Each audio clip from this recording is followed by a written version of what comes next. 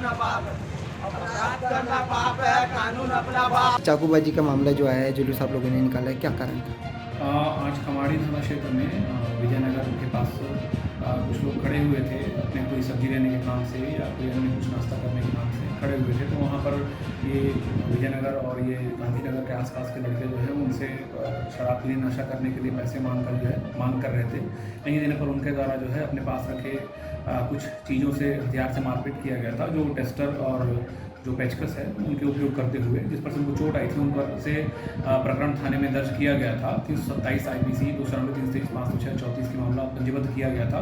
प्रकरण में 4 आरोपियों को गिरफ्तार किया गया, जिसमें से 3 आरोपी बालिग हैं और 1 नाबालिग है। वर्तमान में उनको न्यायिक रिमांड पर पेश किया गया।